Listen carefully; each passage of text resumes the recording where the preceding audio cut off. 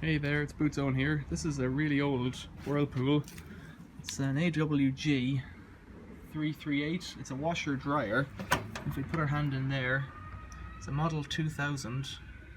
No, it's a model AWG338-4. Regular machine, 200 watts.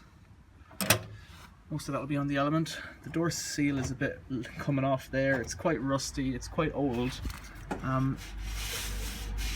Sounds okay for bearings. It's got a dryer.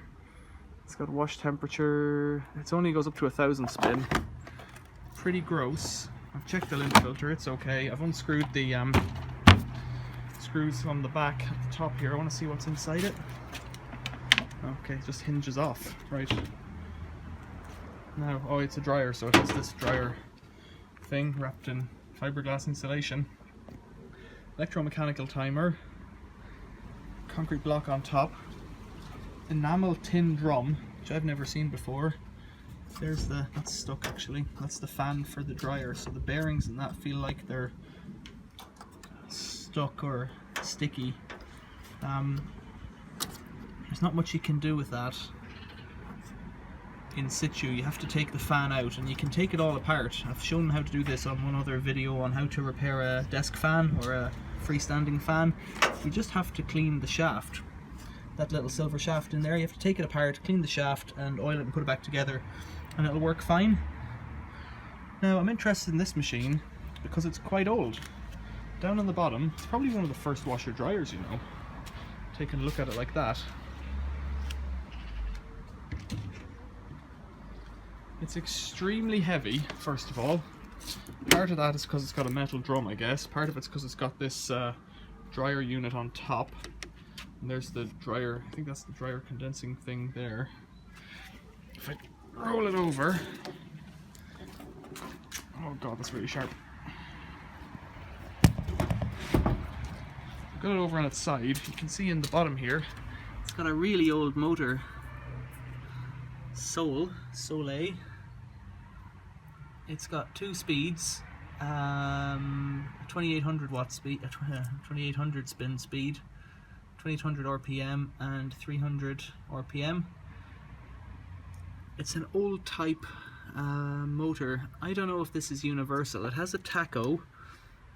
It might be universal motor. It has a bit of rust on the bottom there. It's got mounting points on it, and it's got, I think, the capacity to, yeah, no, does it? No, I don't know. It might not have slots to adjust it. I'm interested in the motor more than the rest of the machine. It looks like what Matthias Wandel would call a furnace motor, but it's a proper V-belt drive, not a flat belt drive. So this motor could be quite useful for projects. So while I was going to trash this machine and throw a brick in it, I'm not entirely sure now what I'm going to do with it. I might just take the motor off and scrap it at that, which is a bit of a shame for anyone who wants a destruction video, but it's kind of too grubby and old to use for laundry. Also, the fact that it was left outside suggests to me that it's broken. Although, knowing these old machines, it could just be that there's rust on it and that's what people don't want in their kitchen. So it's hard to say if that's the problem, but it's got a big connector block there with a lot of wires on it. Now we know how to we know how to check through these. Two tacho wires. I don't know, looking at the type of windings on it, I don't think it's brushed. So it could be a single phase induction motor. I suspect that's what it is. I don't want to lose that. Better keep that somewhere safe.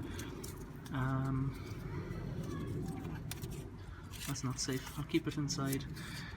If it's a single phase induction motor, typically whenever you Google how to wire a washing machine motor, these are the kinds that come up because the articles are really old.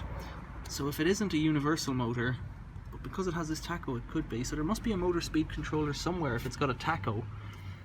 Because if it's an induction motor, it'll just run from the frequency of the line voltage.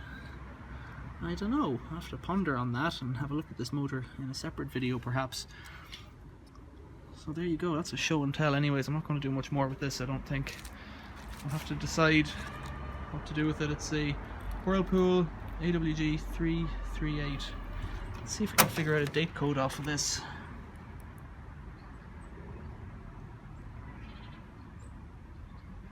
2000, it could be the year 2000, that would make it 19 years old.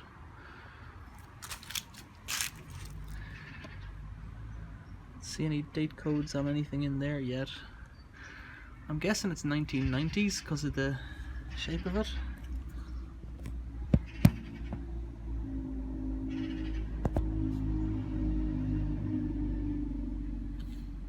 The filter has a code on it, 1100, so that could be November 2000.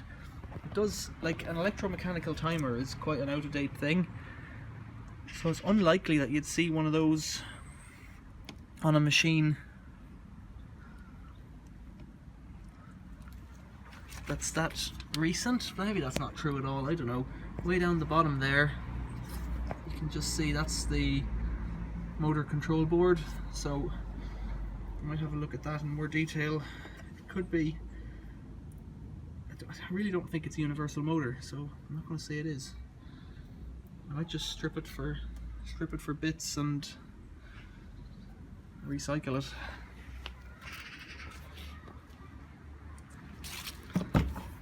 It's got one of those useless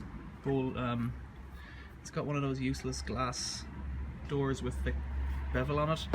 If you have the one without the bevel, you can use it as a washing up bowl or something like that, but not this one. I'm really interested in that motor. It looks quite clean as well. It's got a bit of yellowing on the paint, but it looks quite clean all the same.